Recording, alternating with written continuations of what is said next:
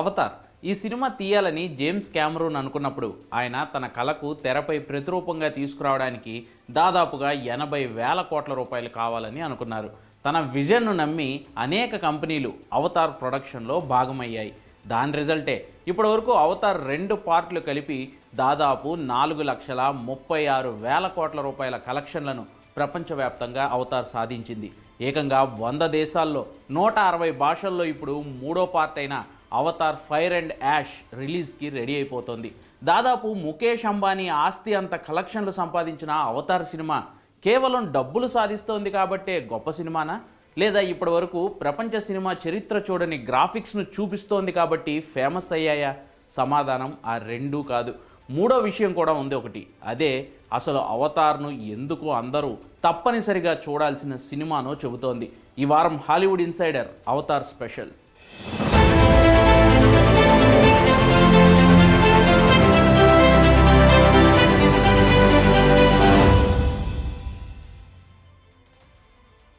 Avatar సినిమాలను తీయడానికి వాడుతున్న motion capture technology, live action సీజీలు, డ్యూయల్ కెమెరా 3D రిగ్ల కంటే ఆ సినిమా ప్రపంచంలో ఉన్న ఒక డీప్ ఫిలాసఫీనే అవతార్ను చూసిన ప్రేక్షకులను కలవరపెట్టిన విషయం.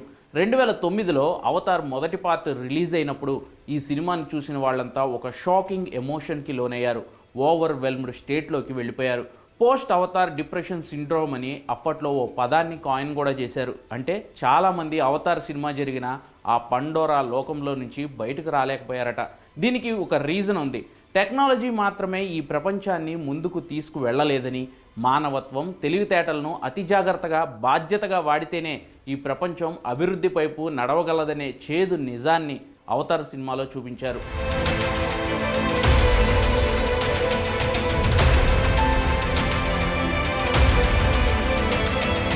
పండోరా గ్రహంలో నివసించే నావీ ట్రైబ్స్ను తమ అధీనంలోనికి తీసుకునేందుకు లేదా నాశనం చేసేందుకు మామూలు మనుషులు జీన్స్ను నావీ ట్రైబ్స్గా జెనెటికల్ ఇంజనీరింగ్ చేస్తారు. ఎక్కడో కొన్ని కాంతి సంవత్సరాల దూరంలో ఉండే ఆల్ఫా సెంచురీ నక్షత్ర మండలంలో పాలిఫీమస్ అనే ఒక గ్యాస్ జెయింట్ చుట్టూ ఉండే పండోరా గ్రహంలో జరిగే కథ ఇది. అయితే భూమి మీద నివసించాల్సిన మనిషి అసలు వేరే నక్షత్ర మండలంలోకి ఎందుకు వెళ్ళాడు? అక్కడ దొరికే యునబటోనియం అనే మినరల్ కోసం RDA అనే సంస్థను స్థాపించి మనుషులు ఆ గ్రహంపై చేసే విధ్వంసం ఏంటి అని ఆలోచిస్తే రోజు రోజుకి పెరిగిపోతున్న స్వార్థం ఖగోళ ప్రపంచంలోకి ఎలా విస్తరించిందో అర్థం చేసుకోవచ్చు. ఆ పండోరా గ్రహంపై బతికే నావీ ట్రైబ్స్ సాంకేతికంగా మనుషులంత గొప్పవాళ్ళు కాకపోవచ్చు, కానీ స్పిరిచువల్లీ మనకంటే సుపీరియర్స్ అని అయితే చెప్పొచ్చు.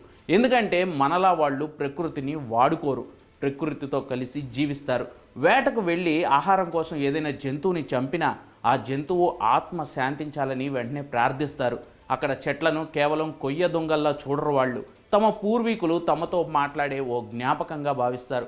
అక్కడ జంతువులను అదుపులోకి తీసుకోరు, తమ జుట్టుతో వాటికి ముడివేస్తారు. మానసికంగా వాటితో ఓ బంధాన్ని ఏర్పరచుకుంటారు.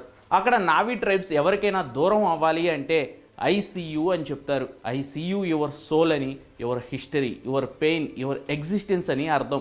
కానీ మన ప్రెజెంట్ సొసైటీ దీనికి పూర్తి వ్యతిరేకంగా ఉంది. మనుషులపైన మనం ఎదుటి వ్యక్తి మొహాన్ని మాత్రమే చూస్తాం, వాడి ఎమోషన్తో మనకు అస్సలు పని ఉండదు. ఎదుటి వ్యక్తులతో మాట్లాడతాం కానీ వాళ్ళతో కనెక్ట్ అవ్వం. మనం ఏమైనా తీసుకుంటాం కానీ తిరిగి ఇవ్వడానికి 100కి 100 సార్లు ఆలోచిస్తాం.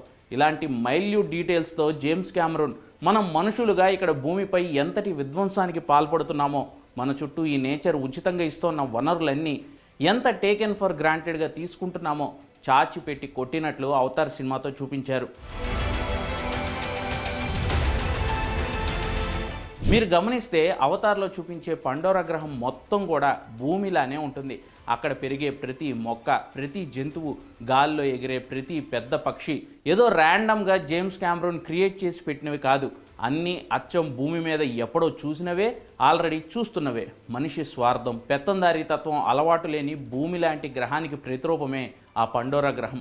అవతార్లో ఈవా అని చూపించే భారీ వృక్షాలు మన అమెజాన్ రైన్ ఫారెస్ట్లో లేవా? ఈవాను నావీ ట్రాబ్స్ ఒక దేవతలా చూస్తారు. మరి మన భూమికి కూడా ఊపిరితిత్తులను పిలుచుకునేది అమెజాన్ అడవులనే కదా.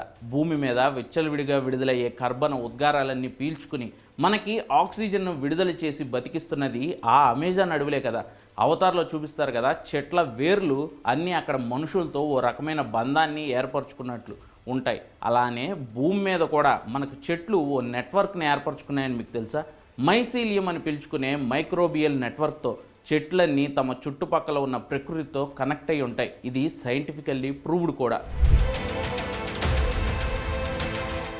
జేమ్స్ క్యామరూన్ ఓ ఇంటర్వ్యూలో చెప్తారు, I didn't create Pandora to escape earth, I created Pandora to show how we're destroying our own అని.